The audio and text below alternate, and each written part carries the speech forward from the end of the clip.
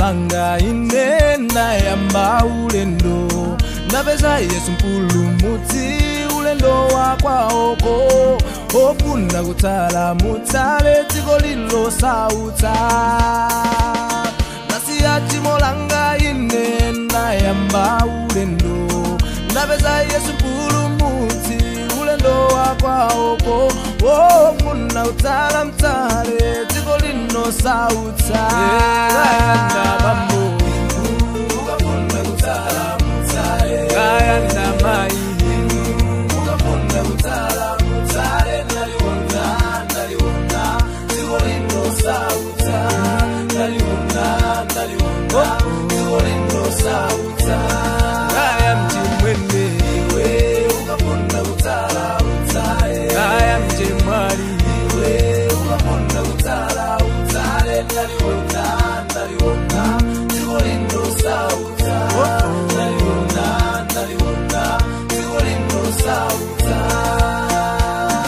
Moni mwambuye wathu Yesu Kristu ndikulandireni inde kunsonkhano wathu wa tsiku la lero, tsiku la namba 11. Ndikuthokozeni wapaderadera poti mwasankhanso lero kuti tikhale limodzi ndithu tigawane timve chimene Mulungu wakumwamba akufuna kuyankhula nafe mtsiku la lero. Ndithu ndikuthokozeni wapaderadera pa nthawi zonse zomwe mwakhala kutenga masiku onse amene mwakhala kupanga atendi kuyambira tsiku lija loyamba kufikirana ndithu tsiku la lero. Kaya mnamba nafe limodzi kaya mwatijoyina chankatikati mumve ndithu kuti tuthokoza Mulungu wakumwamba akudalitseni. Muli ndi ine Evangelist Lesa Mponda kapena kuti mlaliki Lesa Mponda. Mu tsiku la lero palinso mawu amene Mulungu wakumwamba akufuna kuyankhula nafe. Mawu athu achokera m'buku la Chivumbulutso chapter 14 verse 9 mpaka 11. Chivumbulutso chapter 14 verse 9 mpaka 11 pamene akunena kuti, ndipo anawatsata mngelo wina wachitatu nanena ndi mawu akulu, ngati wina alambira chilombocho ndi fano lache nalandira lemba pamphumi pache kapena pa dzanja lache, iyenso adzamwako ku vinyo wa mkwiyo wa Mulungu wokonzeka wosasanganiza mchikho cha mkwiyo wake, ndipo adzazunzika ndi moto ndi sulufule pamaso pa angelo oyera mtima ndi pamaso pa Mwana Wankhosa. Ndipo utsi wakuzunza kwawo ukwera ku nthawi za nthawi, ndipo sapuma usana ndi usiku iwo akulambira chilombocho ndi fano lache ndi iye aliyense akalandira lemba la dzina lake. Mutu wa uthenga wathu ndonena kuti thawani mkwiyo wa Yehovah. Thawani mkwiyo wa Yehovah. Thawani mkwiyo wa Yehovah. Titsike maso tipemphere. Oyera ndolemekezeka ndotamandika ndinu Mulungu amene muli kumwamba, zikomo chifukwa nthawi imene mwatipatsa imene mukufuna mutichenjeze khala nafe ndi kutitsogolera ndi kuti phunziro lonse tilimve ndi kuligwiritsa ntchito. Mu dzina la mphamvu la Khristu Yesu tapemphera, amen. Thawani mkwiyo wa Yehovah. Thawani mkwiyo wa Yehovah. Chivumbulutso chapter 14 verse 9 mpaka 11 pali chenjezo limene Mulungu wakumwamba akupereka ku dziko lapansi, akupereka kwa anthu aku dziko lapansi. Ndithu chivumbulutso chapter 14 verse 9 mpaka 11 ndi uthenga wa angelo atatu komano wa angelo wachitatu amene akupereka chenjezo lonena kuti ngati wina alambira chilombocho kapena kulambira fano lake kapena kulandira dzina kapena kuti lemba la chilombocho, nayenso adzamwako ku vinyo wa mkwiyo wa Mulungu, ndipo adzazunzika usana ndi usiku, ndipo kuzunzika kwawo ndipo utsi wa kuzunza kwawo ukwera usana ndi usiku ku nthawi za nthawi. Ndithu Mulungu wakumwamba pakulika dziko lapansi anadziwa kuti tsiku lina lake adzakwiya nazo zochitika za anthu pa dziko lapansi, ndipo udzakhalapo mkwiyo wake, mkwiyo waukulu, ndipo idzakwana nthawi yoti alange anthu pa dziko lapansi. Komatu asanalange chinankomera kuti apereke warning kapena kuti apereke chenjezo kwa inu ndine kuti ngati lingakwanitse, ngati lingafune tithawe mkwiyo wa Yehovah, tithawe mkwiyo wa Yehova. Ndithu uthenga wa angelo atatu amene wangelo oyamba anafuwula ndi kunena kuti chivumbulutso 14:6 mpaka 7 akunena kuti ndipo ndinaona ngelo wina akuwuluka pakati pa mlengalenga wakukhala nawo uthenga wabwino wosatha awulalikire kwa iwo akukhala pa dziko ndi kwa mtundu uliwonse ndi fuko ndi manenedwe ndi anthu ndi kunena ndi mawu akulu opani Mulungu mpatseni ulemerero pakuti yafika nthawi ya chiweruziro chake ndipo mlambireni iye amene analenga mmwamba ndi mtunda nyanja ndi akasupe amadzi. Ndithu Yohane amene anavumbulutsidwa zinsinsi za zochitika za m'masiku otsiriza mu zinsinsi zake pakuvumbulutsidwa anaona angelo atatu amene anali ndi uthenga opambana oti uthengawu awulalikire ku dziko lapansi kwa mtundu wina uliwonse kwa munthu wina aliyense amene akukhala pa dziko lapansi. Inde makamaka masiku anotsiriza uthengawu awudziwe, uthengawu aphunzitsidwe, uthengawu aumve munthu wina aliyense. Ndiye ngelo woyamba amene akunena kuti opani Mulungu mpatseni ulemerero pakuti yafika nthawi ya chiweruziro chake ndipo mulambireni iye amene analenga nyanja ndi mtunda ndithu ndi akasupe amadzi.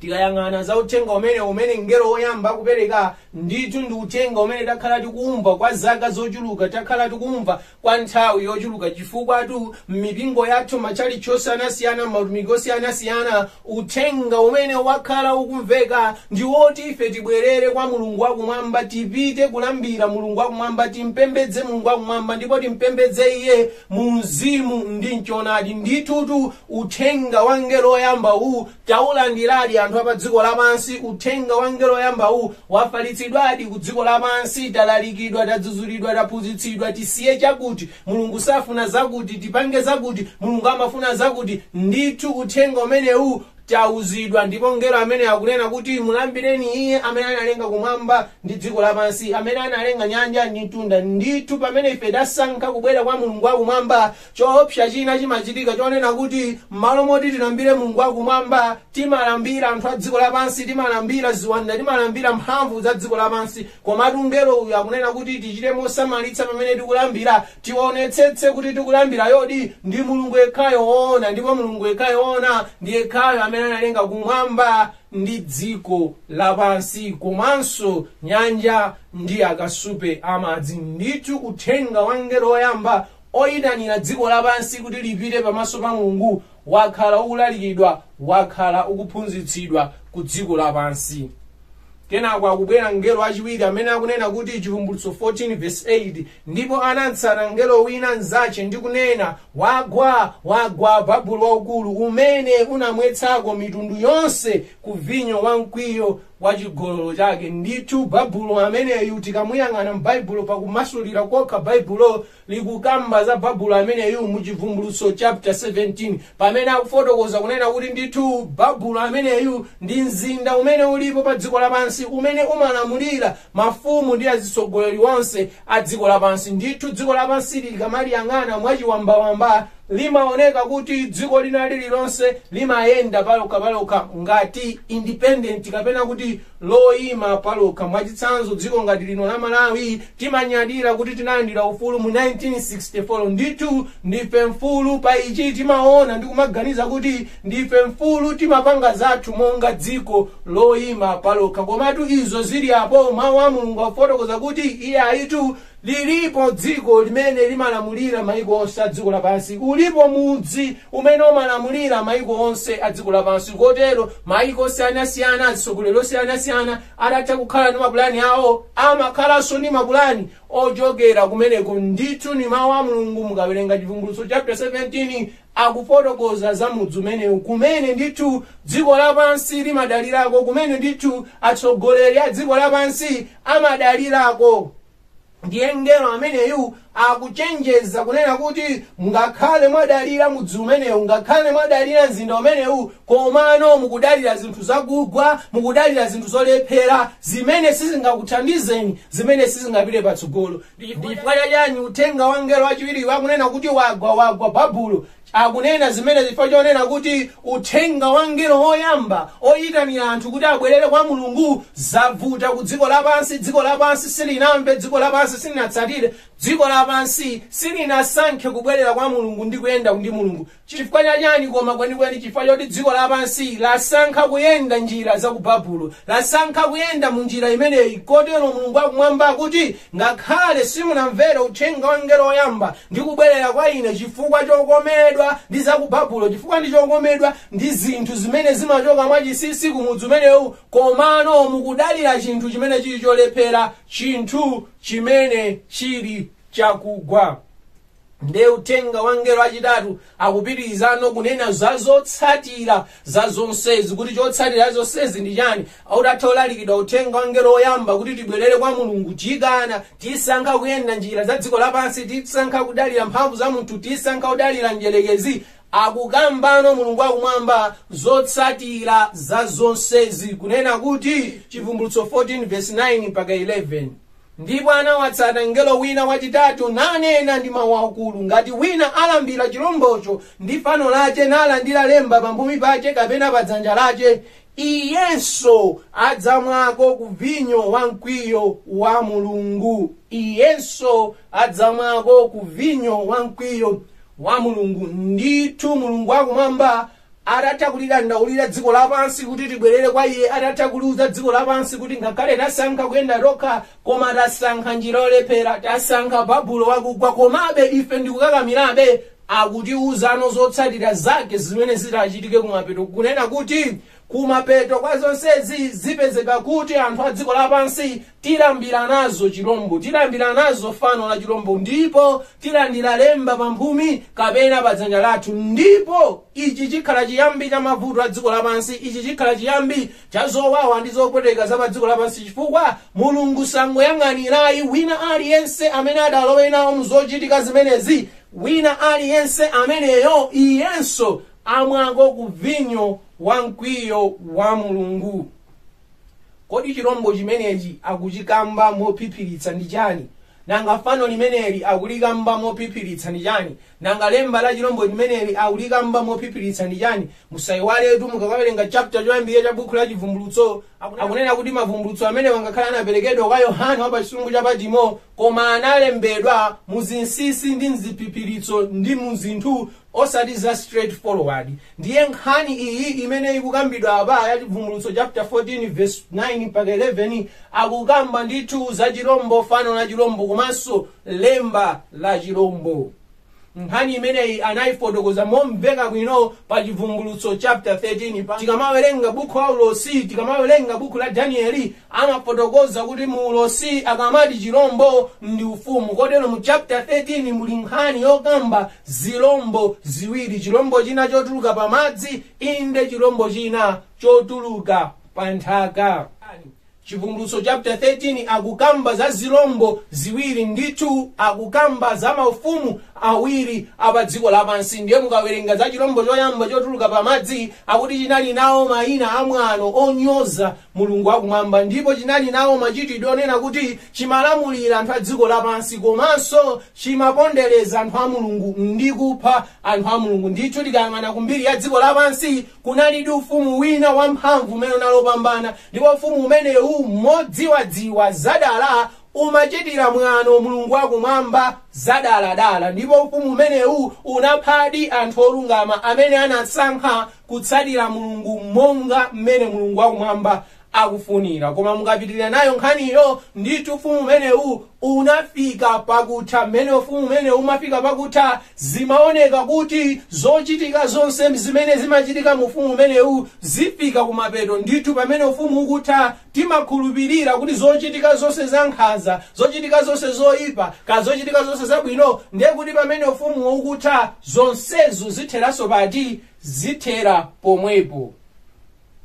Koma chachilendo chikuchitika kuti pamene tikuyembekezera kuti zonse zithera pompo, pakutulukanso ufumu wina umene akufanizira monga ufumu otuluka pa nthaka, umene unayamba ndi maonekedwe ngati a Chikhristu, komano kumapeto kwake unayambanso kuchita chikhalidwe cha ufumu oyamba uja, nutenga mphamvu pa dziko lonse lapansi, numalamulira kapena kuti nukhala ndi mphamvu ya anthu onse apa dziko lapansi. Ndithu unali ndi mphamvu ndi kuthekera kuti ukhonza kuuza dziko lapansi zochita, ndipo dziko lonse lapansi likhonza kutsatira. Ndiye Satana mdierekezi anatengerapo mphamvu pa ufumu umenewu kuti zimene zinkachitika mu ufumu oyamba wakale uja ziyambinso kuchitika ku dziko lapansi, komano kudzera mu ufumu wachiwiri. Sinanga wina uja oyamba uja watha mphamvu sungapitirirenso iyayi, komano wachiwiri uli ndi mphamvu ndipo uli ndi chikoka ku dziko lapansi. Satana analowanso mu ufumu umenewu kuti awugwiritse ntchito pa anthu apa dziko lapansi. Ndiye chivumbulutso chapter 13 pokamba za ufumu wachiwiri umenewu ndithu akuti pakupitirira kwa nthawi unayamba kunyenga dziko lapansi, unayamba kunamiza dziko lapansi, nuliuza dziko lapansi kuti tiyeni tipange fano la chilombo, kunena ufumu oyamba uja umene unalipo otsutsana ndi Mulungu wakumwamba. Ndipo atapanga fano la chilombo limeneli kulika ku dziko lapansi, anapereka mpweya kapena kuti fano la chilomboli analipatsa moyo, ndipo fanoli linayamba kuyankhula kuti wina aliyense okhala pa dziko lapansi kaya ali kuti akuyenera alambire fano limeneli. Ndipo fano limeneli linapatsidwa mphamvu, ndipo limayankhula kunena kuti amene salilambira fanoli, munthu ameneyoyo akuyenera kuti aphedwe. Ndipo nthawi imeneyo kudzayikidwa chizindikiro chonena kuti munthu wina aliyense amene wavomera ndipo akulambira fanoli adzilandira chizindikiro chonena kuti uyuyu wavomera kulambira fanoli, uyuyu wanena eya ku nkhani yolambira fanoli, ndipo adzapatsidwa chizindikiro. Chizindikirocho ndi chimene chikutchedwa kuti lemba la chilombo. Ndipo anthu onse amene adzakhale kuti akana sakufuna kulambira fanolo, anthu onse amene adzakhale kuti sakufuna kulambira fanolo sadzalandira nawo chizindikiro chimenechi, kwa chizindikiro chidzapatsidwa, chidzalandiridwa kawo wokha amene adzasankhe kapena kuti kuvomera kulambira fano la chilombo limeneli, kuvomera kulambira chilombo choyamba chija. Ndiye Baibulo likufotokoza bwino kunena kuti lemba la chilombo limeneli mukalitenga kuliwerengera dzina lakelo lidzidzakwana 666, chimenenso mukatenga dzina la ufumu oyamba uja limene ufanizidwa ngati ufumu otuluka pamadzi, dzina la ufumu umenewo kapena dzina la mtsogoleri wa ufumu umenewo limakwaniranso 666. Kotero Mulungu wakumwamba anayika nkhani mu ziphiphiritso, koma monena kuti tikhonzabe kutani, tikhonza kumvetsetsa chimene chikuchitika apa ndi chani. Ndithu ufumu oyamba uja udabwera ndikupanga zake zonse ndikufika kwa kutha. Satana anatenganso ufumu wachiwiriwu ndikuwugwiritsa ntchito, ndipo ufumu wachiwiri umenewu pakupita kwa nthawi, chifukwa cha chikoka chimene unali nacho ku dziko lapansi, unayika malamulo amene ali ofanana ndi amene ankagwiritsidwa ntchito mu nthawi ya ufumu oyamba aja. Fano la chilombo limene likunenedwa ndi malamulo kapena kuti machitidwe kapena kuti chikhalidwe kapena kuti zochitika zofanana ndi zimene zinkachitika mu ufumu oyamba uja umene unali otsutsana ndi Mulungu wakumwamba. Ndiye ufumu umene ukadzayika machitidwe amenewa udzapereka mphamvu ku machitidwe amenewa, kuti machitidwe amenewa munthu wina aliyense okhala pa dziko lapansi akuyenera kuti awutsatire. Ndipo kudzaperekedwa mphamvu yonena kuti amene salowa nawo machitidwe amenewa, savomera nawo machitidwe amenewa, adzayenera kuti munthuyo asagule kapena kugulitsa. Komanso zidzafika povuta onena kuti munthu amene salowa nawo machitidwe amenewo akuyenera kuti aphedwe. Ndiye chivumbulutso 14 verse 9 mpaka 11 akupereka zamachenjezo okhudza mbali zitatu. Akunena kuti munthu amene alambire chilombocho, kapena kuti munthu amene atamvere ufumu umenewu, munthu amene atamvere zotsatira zimenezi, munthu amene atautame ufumu umenewu, kapena kulambira fano lake, kapena kuti kulowa nawo machitidwe amene dziko lapansi posachedwa ligwirizane kuti kuyambira lero tizikhala chonchi, tiziyenda chonchi, tizichita chonchi. Ndipo munthu wina aliyense okhala pa dziko lapansi ayenera kuti alowe machitidwe amenewo, avomereze kuti alowa machitidwe amenewo. Kuvomereza zimenezi ndiko kulambira fano la chilombo.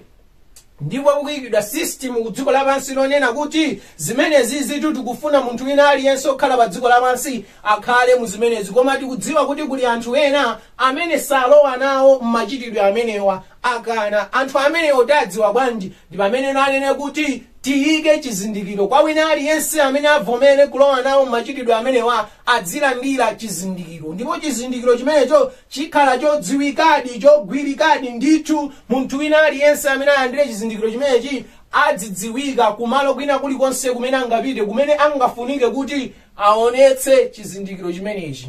Chizindikiro chimenechi chikapatsidwa kwa munthu, akafika pamalo poti agulitse zinthu, adziyamba watulutsa chizindikiro chimenechi, adziyamba waonetsa chizindikiro chimenechi kuti ndithu chizindikiro chimenecho ndili nacho.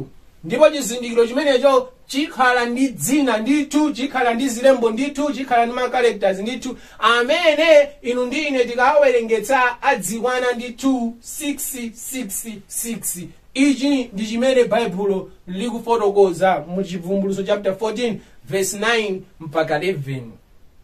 Komano choopsa ndi chonena kuti zimene zidzichitikazi zikhala zosemphana ndi Mulungu wakumwamba, chifukwa ufumu umenewu ukhala kuti kuseri kwakeko kuli Satana njerekezi. Zonse zimene zidzichitika apa zizikhala ndendende zimene Satana njerekezi akutani akufuna. Kotero pamene anthu atsatira, pamene anthu amvera ufumu umenewu, akhala kuti ndithu akumvera Satana njerekezi. Pamene anthu alambira ufumu umenewu, akhala kuti akulambira inde Satana njerekezi. Ngakhale fano la chilombo limeneli zochitika zachilendo zimene zikhazikitsidwa ku dziko lapansi zikhala zosemphana ndi zimene Mulungu wakumwamba amanena. Akhala malamulo, akhala machitidwe osemphana ndi zimene Baibulo limanena. Pachifukwa ichi anthu onse amene amakhulupirira Mulungu salowa nawo muzochitikazi. Izi zimpatsa mwayi Satana njerekezi odziwadi kuti awa ndi amene ali anthu a Mulungu ndipo athana nawo mwapaderadera. Iyi ndi nthawi tsopano imene makwambidwa mu Mateyu chapter 24, nthawi ya chisautso chachikulu chimene sichinakhaleko chilengedwere dziko lapansi. Kotero Mulungu wakumwamba ndi khumbo lake kuti pamene mphamvu za Satana njerekezi zakula ku dziko lapansi, mphamvu za Satana njerekezi zikukulabe ku dziko lapansi, ndipo dziko lapansi lipita ligonjerabe Satana njerekezi, ifika nthawi kuti maufumu a dziko lapansi, atsogoleri a dziko lapansi ndithu apanga umodzi wonse. Ndipo akapanga umodzi, kuyikidwa malamulo, kuyikidwa chikhalidwe chimene wina aliyense okhala pansi pa thambo ayenera kuti atsatire ndithu. Izi sizikhalanso zauzimuzimu, zikhala zooneka ndi maso ndi zogwirika ndi manja. Ndipo machitidwe amene akakhazikitsidwa, anthu onse amene amakhulupirira Mulungu, amadziwa mwa Mulungu, amene dzina lawo lili m'buku la moyo, azindikira kuti chikuchitikachi si chimene Mulungu wakumwamba amafuna. Ndi zosemphana ndi zosiyana ndi zimene Mulungu wakumwamba akunena mawu ake opatulika. Ndipo amenewo salowa nawo mmachitidwe amenewo. Komatu Satana njerekezi sangowayang'ana nkuwasiya, ayika chizindikiro kwawo amene atavomere kuti akwanitse kudziwa awo amene ati akane. Nayenso Mulungu wakumwamba sikuti akhala chete, komano nayenso alanga anthu onse amene alowe nawo muzochitika izi ndi anthu onse amene alandire nawo chizindikiro chonena kuti alowa nawo muzochitika izi. Kotero ndithu nkhani ya 66 tikamayikamba timakhala kuti tikungokamba dzina la chizindikiro chimene anthu adzalandire kuti alowa nawo muzochitika za dziko lapansi, koma zosemphana ndi zotsutsana ndi zimene Mulungu wakumwamba akunena. Ndithu kalekale kunali machitidwe amene amatchula kuti gematria, Gematria. Gematria ndithu ichi chinali chikhalidwe chimene amatenga maletters ndithu ndikuwapanga ndikuwasintha kuti akhale chani, akhale manumbers. Ndiye likakhala dzina amangochotsa maletters amenewo ndikuyikapo nambala ndikuphatikizira. Dzina limene nambala imene itapezekeyo imakhala nambala la dzina limenelo. Mwachitsanzo tikalenga dzina lonena kuti Israeli, tikaliwerenga mu chiyankhulo cha ana Israeli mu Chiheberi kugwiritsa ntchito njira imeneyi, dzina limene lonena kuti Israeli limakwana 541. Kotero kuti munthu ukafuna kuphiphiritsa kunena kuti Israeli, ukhoza kunenanso kuti ndimalikonda dziko ilo limene nambala yake ili 541. ndiye kuti malo monena kuti unene kuti Israeli wagwiritsa ntchito chikhalidwe chimenechi chophimba dzina ndi kugwiritsa ntchito chani nambala, ndiye kuti unena kuti 541. Ichi ndi chimenenso Mulungu anapanga posafuna kutchula dzina la chizindikiro chimene anthu adzalandire, posafuna kutchula dzina la chilombo, posafuna kutchula dzina la ufumu umene udzakhala utsutsana ndi Mulungu wakumwamba. Mulungu wakumwamba anangonena kunena kuti ufumu umenewu, dzina la ufumu umenewu mukadzawuphatikizira manambala ake adzakwana 666, komanso kumatsogolo kwakeko pakadzakhala chizindikiro cha anthu amene avomereza kuyenda monga mwa dziko lapansi koma motsutsana ndi Mulungu wakumwamba. Chizindikirocho dzina lakelo mukadzaliphatikiziranso lidzakwana 666. Kotero Mulungu wakumwamba akupereka chenjezo lomveka bwino kunena kuti kumapeto kwa nthawi dziko lonse likhala pamodzi, lipanga umodzi koma otsutsana ndi Mulungu wakumwamba. Ndipo payikidwa chizindikiro, ndipo wina aliyense amene atalandire chizindikiro muzochitika izi, munthu ameneyo alangidwa ndi Mulungu, alangidwa ndi mkwiyo wa Mulungu wakumwamba. Ndiye mutu wathu tikunena kuti thawani mkwiyo wa Yehovah. Thawani mkwiyo wa Yehovah.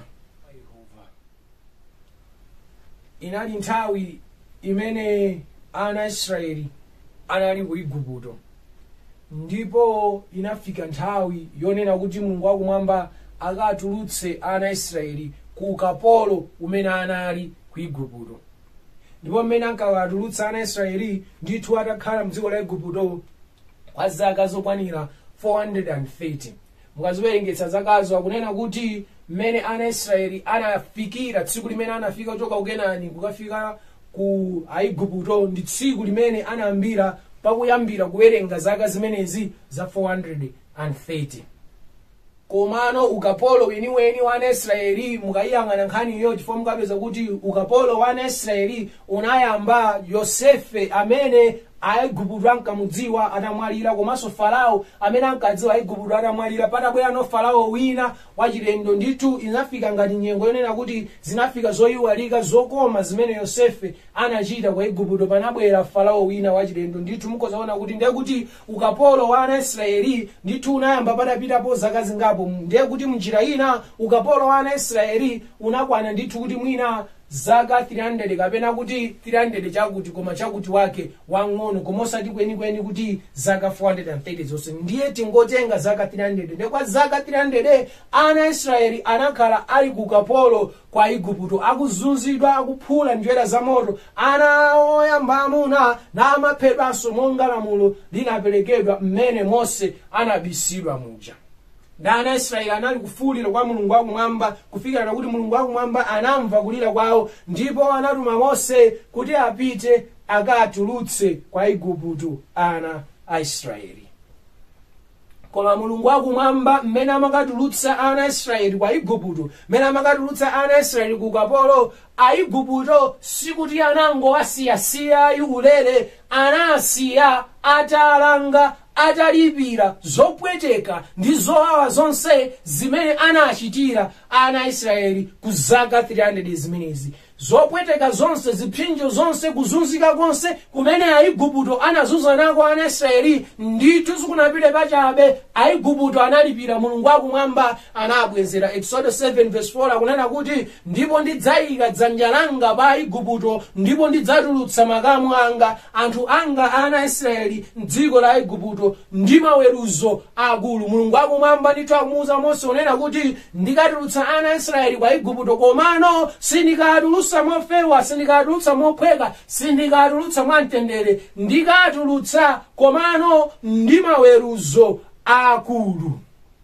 Ndithu Mulungu wakumwamba anatulutsadi ana Israeli wa Igupto ndi maweruzo akulu. Maweruzo akulu amenewa ndi chani? Inali ndithu miriri 10 imene Mulungu wakumwamba anayigwetsera kwa Igupto. Ndithu kunali miriri yosiyanasiyana, madzi awo anasanduka magazi. Panali muliri wa achule, kunali muliri wa nsabwe, kunali muliri wa zilonda, kunali muliri wa dzombe, kunali muliri wa zilonda. Ndithu miriri yosiyanasiyana, kumakwana miriri yokwana 10 Mulungu wakumwamba anayigwetsa kwa Igupto asanatulutse ana a Israeli. Exodo 7:5. Ndipo Aigupto adzadziwa kuti ine ndine Yehova pakutambasula ine dzanja langa pa Aigupto ndi kutulutsa ana a Israeli pakati pawo. Mulungu wakumwamba akunena kuti ana a Israeli akhala akuponderezedwa ku Igupto, ana a Israeli akhala akunyozedwa ku Igupto, kumaphula njere za moto kukhala ngati kuti alibe Mulungu, kukhala ngati alibe owateteza. Komano ndikamakatulutsa ana a Israeli Aigupto sindikasiyasiya, akadziwanso kuti Aisraeli ali ndi Mulungu, Aisraeli ali naye Mbuye amene amayang'ana nthawi zonse. Ndipo Mulungu wakumwamba anachitadi mwamphamvu ndi ukulu wake. Aiguptodi anadziwa ndi kuzindikira kuti mtundu uti mauseweretsa uli ndi mwini wake Yehova wakumwamba. Chimodzimodzinso chichitika ku masiku anotsiriza pamene Yesu Khristu akubwera kudzatenga olungama ake ku dziko la ukapololi, ku dziko la mavutoli, ku dziko lopwetekali, ku dziko la zipsinjoli. Mulungu wakumwamba sakudzangolisiya dziko lapansi kudzatenga anthu ake mwamtendere, akubwera kudzatenga anthu ake komanso ndi maweruzo akulu ku dziko lapansi, ndi zowawa zazikulu ku dziko lapansi. Ndipo dziko lapansili lidzadziwanso kuti kunja kuno inde kuli Yehova, monga mmene anadziwira Aigupto. Nthawi yoopsa ndi yopweteka ikubwera ku dziko lapansi pamene inde tayandikira kubwera kwa Mbuye wathu Yesu Khristu. Chivumbulutso 15:6 mpaka 8 akunena kuti ndipo anatuluka mkachisi angelo asanu ndi awiri akukhala nawo miriri isanu ndi iwiri, atavala mwala woyera ndi wonyezimira, namangira malamba agolide pachifuwa pawo. Ndipo chimodzi cha zamoyo zinayi chinapatsa angelo asanu ndi awiri mbale zisanu ndi ziwiri zagolide zodzala ndi mkwiyo wa Mulungu wakukhala ndi moyo ku nthawi za nthawi. Ndipo kachisi anadzazidwa ndi utsi wochokera ku ulemerero wa Mulungu ndi ku mphamvu yake. Ndipo palibe munthu anakonza kulowa mkachisi kufikira ikatha miriri isanu ndi iwiri ya angelo asanu ndi awiri. Yohane akunena kuti anaona angelo asanu ndi awiri amene anatsika kuchoka kumwamba atapatsidwa mbale zagolide, aliyense yake abwere azitsanulire ku dziko lapansi. Ndipo mbale zimenezi ndi miriri imene igwe ku dziko lapansi, imene idagwetsedwe ku dziko lapansi.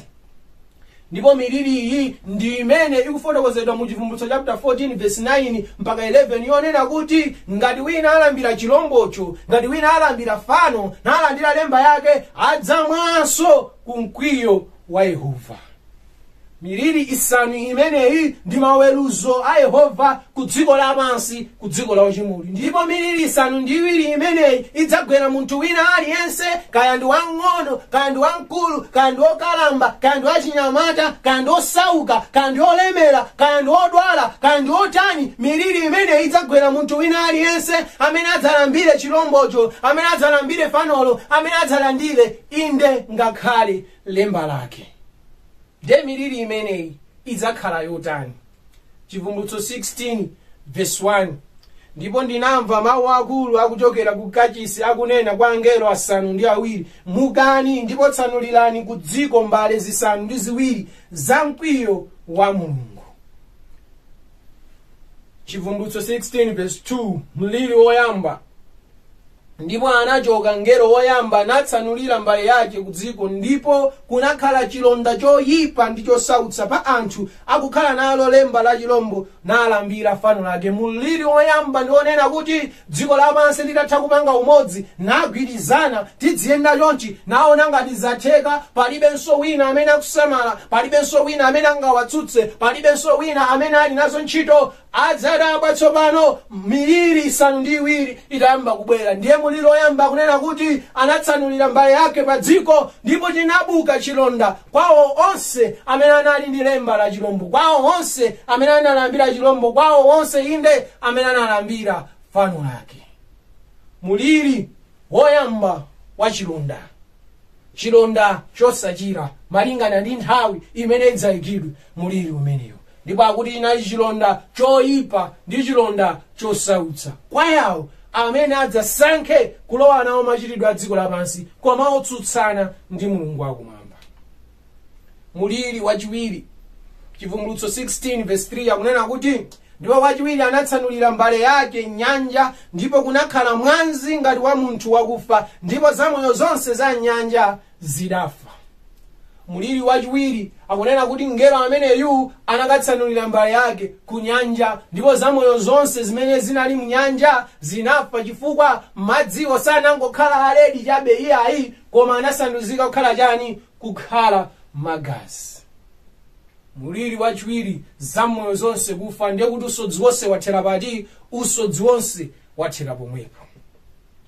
Izitu sikuti ndi zochitika ngati maloto, zochitika kuchizimuzimu, ndi zochitika zenizeni zogwirika ndi manja, zooneka ndi maso a inu ndini. Mulungu wakumwamba adakwiya ndi dziko lapansi.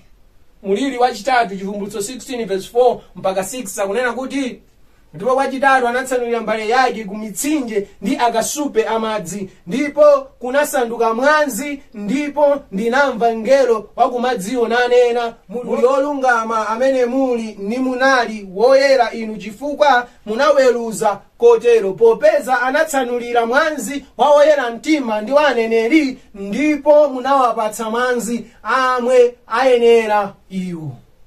Muliri wachitatu, mngelo ameneyu adzakatsanulira konse kumene anthu amatengako madzi akumwa, kwa akasupe amadzi, ku mitsinje ndi kwina konse kumene anthu amapezerako madzi akumwa, madzi adzasanduka magazi. Ndipo mngelo uyu akunena motsindika bwino kunena kuti ndithu adzakhala magazi ndithu. Mulungu wakumwamba kwapatsa anthu, mumapha anthu olungama, mumapha anthu osachimwa, mumapha anthu osalakwa. Lero eni mwazi uwu imwani moonekera, osatinso mobisa kapena zanseri. Mwazi uwu imwani. Akundikumbutsa nthawi imeneyo Davide adachimwa, adagona na mwanseri ndi Betiseba mkazi wake wa Uriya Mhiti. Mulungu wakumwamba anamuwuza kuti iwe agonana ndi mkazi wa mwini museri, iwe akazako anthu azagona nawo, dzuwa likuswa mtengo. Ndipo zinakwanitsidwadi, mwana wake Abisalomu anagona ndi azikazi ake, dzuwa likuswa mtengo. Mulungu wakumwamba maweruzo ake ndi olungama. Titatha kukhetsa mwazi wa anthu osalakwa, mwazi wa anthu osachimwa, adzatipatsadi mwazi timwe ndi zimene zatiyenera, timwe ndi zimene zikutiyenera, chifukwa ili ndilo khalidwe la dziko lapansi. Muliri wachitatu wadutsa muliri wachifolo. Chivumbulutso 16 verse 8 mpaka 9 akunena kuti ndipo wachinayi anatsanulira mbale yake pa dzuwa, ndipo analipatsa ilo litenthe anthu ndi moto, ndipo anatenthedwa anthu ndi kutentha kwakukulu. Ndipo anachitira mwano dzina la Mulungu wokhala nawo ulamuliro pa miriri iyi, ndipo sanalapa kuti anchitire ulemu. Muliri wachinayi akunena kuti mngelo ameneyo anakatsanulira muliri umenewu, anakatsanulira mbale yake pa dzuwa, ndipo dzuwa linaonjeza kwambiri kutentha kwake.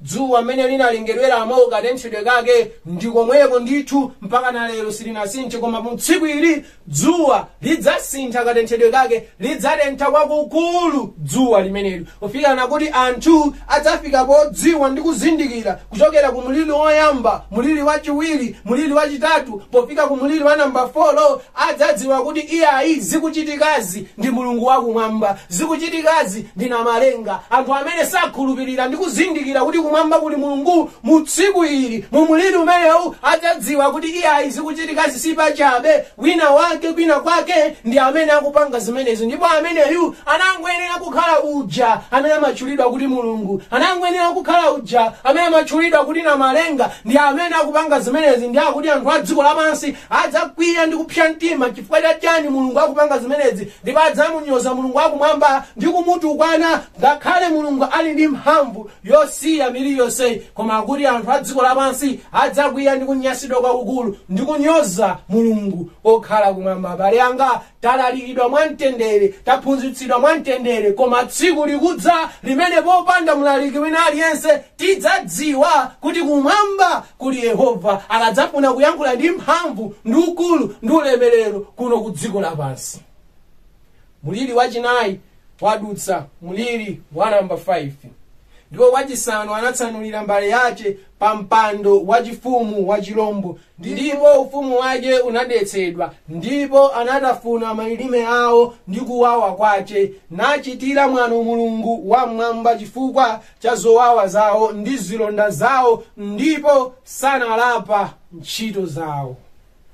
ine ndimaona ngati kuti mwina mmene panabwera muliri wazilonda uja ukabwera utha basi, ukatha padzibwera ina. Koma pakubwera muliri wa namba 5 akukambanso za zilonda zija tazikamba ku muliri woyamba zija.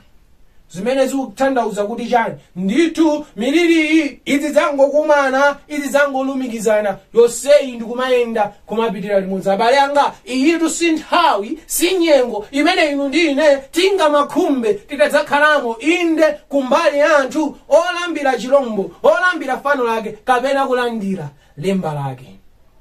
Muliri wa 5 akuti Mulungu wakumwamba adzalimbana tsopano ndi chilombo chokhacho, ndipo kumene kumakhala chilomboko kulukulu wa ufumu umene ufumu woyamba uja wa kuchivumbulutso chapter 13. Ndithu Mulungu wakumwamba wachitokonzetsera muliri wapaderadera wakumeneko kokha, muliri wa mdima, ndipo akuti mdima umenewu adzaumva kuwawa, mdima umenewu udzapweteka ndipo adzanyoza Mulungu wakumwamba, chifukwa udzakhalanso waphatikizana ndi miliri ina yonseyi.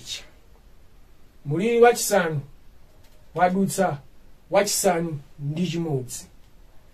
Chivumbulutso 16 verse 12 mpaka 14 akunena kuti ndipo wachisanu ndi chimodzi anatsanulira mbale yake pa mtsinje waukulu Filate, ndipo madzi ake anaphwa kuti ikonzeke njira ya mafumu ochokera potuluka dzuwa. Ndipo ndinaona motuluka mkamwa mwa chinjoka ndi mkamwa mwa chilombo ndi mkamwa mwa mneneri wonyenga mizimu itatu yonyasa ngati achule, pakuti ali mizimu ya ziwanda yakuchita zizindikiro zimene zituluka kunka kwa mafumu a dziko lonse, kuwasonkhanitsira ku nkhondo ya tsiku lalikulu la Mulungu wamphamvu yonse.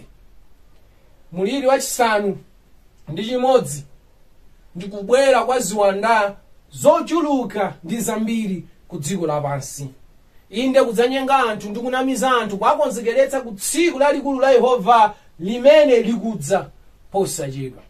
Mulungu wakumwamba amene anamgwetsa Satana ndi angelo ake, sikuti anagwetsa kwenikweni wonse ndi ziwanda zonse, mmene anagwera kumwamba 1/3 kubwera pano pa dziko lapansi. Ayi, ambiri mwa angelo amene Satana anagwa nawo sali pa dziko pano, ali kumalo ena, malo amdima kumene kumatchedwa kuti ku abase kapena kuti bottomless pit, kuchidzenje koma kopanda malire, kokhala mdima. Mukumbukira nthawi imene Yesu Khristu adakumana ndi chikhamu mmene ankamuwuza kuti tilimo ambiri muno. Kenako anampempha Yesu Khristu nanena kuti musatilamule ife kuti tipite kuphompho. Mawu amene aja amene anamasulidwa kunena kuti kuphompho akuchokera kumaonera kuti bottomless pit kapena kuti ku abase, zimene zimatanthauza ziwanda zimenezi zinkanena kuti musatilamule ifeyo kuti tipite kuphompho kapena kuti tipite ku bottomless pit. Iyayi, tiloleni tibayendayenda ku dziko konkuno, kotero tiloleni tilowe muchani, tilowe mkhumbamo. Ndiye Yesu Khristu anazimveradi chisoni, chifukwa kumeneko ku bottomless pit ko kukuoneka kuti sakhalitsana bwino ziwanda zokhazokha, si malo abwino onera kuti ngakhale choyipa chiwanda sichikhumbayi chitakhala ku bottomless pit. Ndithu Mulungu wakumwamba anayika malire ndi kutsekera kunena kuti sangamangotuluka wambawamba kumeneko ziwanda kumabwera kuno ku dziko lapansi. Akanazisiya ziwanda zonse mmene zinagwera kumwamba bwera pa dziko pansi pano,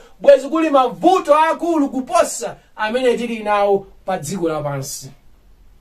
Komano mu muliri uwu wachisanu ndi chimodzi akuyankhula mu symbolic language kapena kuti mu chiyankhulo chophiphiritsa kuti adzakaumitsa yani mtsinje wa Filate. Ndithu adzazisiya ziwanda zimenezi kuti zikhonza kubwerano ku dziko lapansi. Ndiye ganizirani kuti ziwanda zochuluka mamiliyoni aziwanda zibwere ku dziko lapansi, komatu sizidzafikira mwa anthu olungama amene adzakhala ali ndi chizindikiro cha Mulungu. Zidzathana ndi anthu amene adzakhale kuti ali ndi lemba la chilombo pa dzanja pawo kapena pa mphumi pawo. Muliri wachisanu ndi chimodzi, demonic attacks ku dziko lapansi kapena kuti ziwanda zambirimbiri kubwera ku dziko lapansi. Muliri wachi7, chivumbulutso 16 verse 17 mpaka 18 kenako verse 21. ndipo wachisanu ndi chiwiri anatsanulira mbale yace mumlengalenga, ndipo mkachisimo munatuluka mawu akulu ochokera ku mpando wachifumu ndi kunena, chachitika. Ndipo panakhala mphezi ndi mawu ndi mabingu, ndipo panali chivomerezi chachikulu chotero sichinaoneka chiyambire anthu padziko, chivomerezi cholimba chotere chachikulu chotere. Ndipo anatsika kumwamba matalala akulu, lonse lolemera ngati talenti kapena kuti 34 kgs. Muliri wachisanu ndi chiwiri kapena kuti wa namba 7 ndi muliri wa matalala umene ndithu uzatsogozani ndi chivomerezi chachikulu chimene sichidaonekeponso chilengedwereni dziko lapansi. Muliri wa matalala umene udzafika, ndipo matalala amenewa adzamenya, adzaphwanya anthu okhawo amene adzakhale kuti analambira chilombocho kapena fano lake kapenanso analandira lemba lake. Nthawi ina yake kunali matalala South Africa amene anaphwanya kwambiri ma windscreen amagalimoto, kufikira kuti a insurance ananena kuti ma windscreen amenewa amene aswedwa ndi matalala amenewa alipo ambiri sitingakwanitse kuti tipange replace, anangomusiya munthu wina aliyense wa galimoto amene yasweka akagule yekha windscreen. Koma ndithu matalala amenewa mukayang'ana all 5 kg samakwanirayi, koma akagwa kumwambako udzafika ma windscreen amadani amasweka. Ndeye Mulungu wakumwamba mu muliri wachisanu ndi chiwiri, muliri wa namba 7, kudzatsika matalala kumwamba ndithu olemera pafupifupi 34 kgs. Olo tingochotsa foloyo titsale ndi 30 kgs. Ndiye muganizire talala lolemera 30 kgs lichoke kumwamba, kapena munjira ina talala lolemera hafu thumba, chifukwa thumba ndi 50 kg, ndiye mulipange hafu imene ili 25, ndiye ligwe kuchoka kumwamba lifikire pamutu pa munthu. Kodi zidzakhala zabwino? Abayangatu tikanakhala nayo nzeru tikanasamalitsa inde makamaka nthawi yakumapeto imene ife tikukhala ino. Chivumbulutso 15 verse 8 akunena kuti, ndipo kachisi anadzazidwa ndi utsi wochokera ku ulemerero wa Mulungu ndi ku mphamvu yace, ndipo palibe munthu anakhonza kulowa mkachisi kufikira ikatha miriri isanu ndi iwiri ya angelo asanu ndi awiri. Ndithu Mulungu wakumwamba wakwiya nalo dziko lapansi. Zonyansa zonse zimene takhala tikuchita nthawi yonseyi tiona ngati Mulungu sakusamala, tiona ngati Mulungu alibe nazo ntchito. Nkhanza zosiyanasiyana zimene timapangirana tiona ngati Mulungu alibe nazo ntchito. Mulungu wakumwamba amazidziwa ndipo amaziwerengera. Ndipo likudza tsiku limene mkwiyo wa zonyansa zonse zimene zakhala zikuchitika pa dziko lapansi kuchokera mu nthawi imene anthu anatuluka mu chombo cha Nowa udzakhetsedwa pa anthu akumapeto kwa nthawi amene adzasankhe kuyendabe ndi satana njerekezi, kukhalabe ndi satana njerekezi. Abale anga, nthawi imeneyi zifika ikupezani mutayima motani. Nthawi imeneyi zifika ikupezani mukuyenda motani. Nthawi imeneyi zifika ikupezani muli ndi Yesu kapena ikupezanibe mukuyenda ndi dziko lapansi. Abale anga, tayandikizana nazo nthawi zovuta, nyengo zovuta. Tikozomona ngati tili ndi nthawi zovuta inde, koma ichi ndi chiyambi chabe. Zovuta zenizeni sizinadze ku dziko lapansi. Kuli mkwiyo wa satana njerekezi umene adzagwetsera pa anthu a Mulungu. Kuli mkwiyo wa Mulungu umene adzagwetsera pa anthu a satana njerekezi. Nthawi imeneyi muzakhala mbaliti. Mulungu wakumwamba walonjeza chitetezi kuyenda ndi kukhala nawo ndi kulimbikitsa anthu ake mu nthawi ya zovutazi, mu nthawi ya chiyeserochi. Koma satana njerekezi mukuona ngati adzateteza munthu, adzapulumutsa munthu ku mkwiyo wa Yehova. Ndithu onse amene adzapezeke kumbali ya satana njerekezi adzalandira mkwiyo wa Yehova onse osachotserapo kena kalikonse. Kukubwera mavuto ku dziko lapansi inde amene sadaonekeponso. Mkwiyo wonse umene Mulungu akhala nawo pa zonyansa zonse za dziko lapansi aphwetsera kwa anthu amene akhalebe ochimwa koma amasiku otsiriza. Nkhondo zonse zopanda chilungamo zimene zakhala zikuchitika pa dziko lapansi, kupha anthu onse osalakwa kumene kwakhala kuchitika pa dziko lapansi, mkwiyo wake Mulungu aphwetsera kwa anthu ochimwa amasiku otsiriza. bale anga mufera zaeni. Mkwiyo wa Mulungu ndi wochokera patali ndithu, koma onsewu uthera pa anthu ochimwa amasiku. Wamva abale anga, mavuto alipo ku dziko lapansi ndipo ndi wosaneneka. Mulungu wakumwamba amene zaka zonsezi nthawi yonseyi wakhala ngati alibe nazo ntchito zochitika pa dziko lapansi, amangokwiya.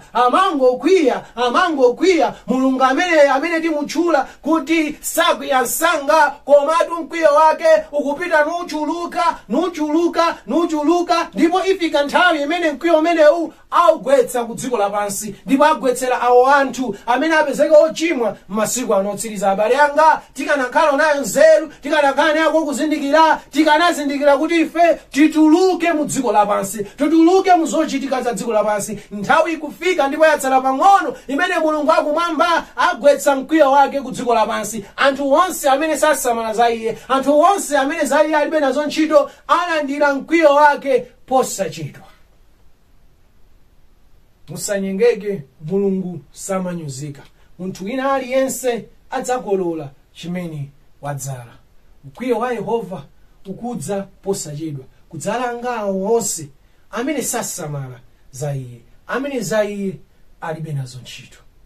Koma ndi khumbo la Mulungu wakumwamba kuti pamene tikuyandikira kufika kumapeto a nthawi yapasi pano, wanzeru abwerere kwa Mulungu wakumwamba. Mkwiyo wa Yehova ukudza posachedwa, wosasanganiza nchikho chake, wosasanganiza ndi chikondi, wosasanganiza ndi chifundo, wosasanganiza ndi chisoni. Sadzamva chisoni Mulungu wakumwamba, sadzamva chifundo Mulungu wakumwamba. Yohane anaona mukachisi wakumwamba mukufuka utsi kukwiya kwa Mulungu wakumwamba, mpaka na miriri yonseyi, zowawa zonseyi zizachitika ku dziko lapansi. Ndipo mmene Mulungu wakumwamba adachitire mwayi oti munthu nkuganiza zabwino mmutu wake za Mulungu wakumwamba sudzakhalapo. Abale anga, tikamalalikidwa lero, tikamaphunzitsidwa lero ndi mtendere umene Mulungu wakumwamba akutipatsa, kuti tili ndi mtendere choncho tipange chisankho chontsatira iye, choyenda naye ndi kukhala naye monga mlengi wathu, monga atate wathu. Koma tsiku likufika limene Mulungu wakumwamba adzachita mwamphamvu ndi mkwiyo wake, ndipo tidzadziwadi kuti inde Mulungu wakumwamba alipo. Ndipo buku ili lotchedwa Baibulo limene limaoneka ngati zomwe limakamba ndi zosalongosoka, tsiku limenelo tidzadziwa kuti ndilapindu. Koma chifukwa cha mkwiyo ndi kupsa mtima sitidzabwerera kwa Mulungu mogonja ndi modzichepetsa, tidzapsa naye mtima, tidzamunyoza ndi kumtukwana ndi kuonjezera mkwiyo wake. Thawani mkwiyo wa Yehova. Thawani mkwiyo wa Yehova. Mkwiyo wa Yehova ukudza posachedwa kwawo onse amene asankhe kuyendabe ndi dziko lapansi. Pamene dziko lapansi lipanga umodzi posachedwa, lika malamulo ndi machitidwe, koma osemphana ndi Mulungu wakumwamba, naona ngati kwakukonza zinthu, naona ngati zinthuno zikhala bwino, koma chikhala chiyambi cha application ya mkwiyo wa Yehova. Ndipo mu nthawi yotsatirayo mkwiyo wa Yehova uyamba kubwera kudziko lapansi. Ndi okhawo amene adakhale mwa Yesu, ndi okhawo amene dzina lawo lipezeke m'buku la moyo, amene muzochitika izi salowa nawo. Bale anga, kulumpha dzenje nkulinga kuti aliwonera patali, umalumpha ndi mphamvu, koma dzenje lolionera apa ndi apa limavuta kulumpha. Tili ndi nthawi yabwino lero, ngakhale nthawi yatha kale, kukonzekera lero yathu kubwerera kwa Mulungu wakumwamba. Pangafupike pangatalike, mkwiyo wa Yehova ukudza posachedwa ku dziko lapansi. Ndipo Chivumbulutso 14:9 mpaka 11, Mulungu wakumwamba kupereka chenjezo chifukwa nthawi imeneyo sidzakhala ya masewera, kuti amene adzapezeke olambira chilombocho, olambira fanolo, kapena kulandira lemba la dzina lake, ndithu ameneyo adzamwako emweyonso mkwiyo wa Mulungu wakumwamba. Sadzamsiya, sadzamuwala, sadzaona msinkhu, sadzaona kuvutika kwake kumene wavutika kale nthawi zonse. Lero ndi tsiku labwino lobwerera kwa Mulungu wakumwamba ndi kupanga ubwenzi ndi ubale ndi Mulungu wakumwamba, kuti nthawi iyi ikamafika itipeze ife tili m'manja mwa Yesu Khristu. Titseke m'maso woyera ndolemekezeka ndi Yehova Mulungu wamphamvu zonse. Mwatikumbutsa ndi kutidzudzula, inde ndi kutiuza kuti tisaone ngati kuti dzikoli lidzatha mwamtendere, tisaone ngati kuti ambuye wathu Yesu Khristu adzangobwera kudzatenga ake nkumapita. Iyayi, monga anachokera ana a Israeli mu Igupto, kwasiya Aigupto ndi miliri atamva kuwawa, nawo asiya pamaliro ana oyamba. Ndithu kuchokanso kwa anthu olungama pansi pano sikudzakhala kwa mtendere. Iyayi, ochimwa a nthawi imeneyo adzakhala atamva kuwawa, inde atamva kuwawa kwakukulu ndikopweteka. Si khumbo lanu kuti awo ine tidzapezeke mugulu limene. Chifukwa chake lero mukutichenjeza, mukutiuza kunena kuti nthawi yatsala pang'ono, Mulungu akumwamba mutsanulira mkwiyo wanu ku dziko lapansi. Tachimwa kwa nthawi yayitali, tapanga zonyasa kwa nthawi yayitali, ndipo timaona ngati kulibenso wina amene akusamala, kulibenso wina amene zimukhudza. Koma mwatiuza kuti zimakukhudzani ndipo zimakuwawani ndipo zimakupsetsani mtima, ndipo mkwiyo wanu ukudza posachedwa. Ndi khumbo langa, ndi khumbo la yawo, ndi khumbo la awonso, kuti pamene mkwiyo umene ukudza ife tidzakhale titabisala mu ngaka yanu. Tithandizeni kukonzeretsa miyoyo yathu kuyambira lero kufikira na muyaya. Mu dzina ndi mphamvu ya Khristu Yesu tapemphera, amen. Zikomo kwambiri kuti mnali pamene podzali umodzi kugawana wakumwamba akudalitseni ndipo akuthandizeni pamene mukonza moyo wanu wauzimu masiku amatsiriza.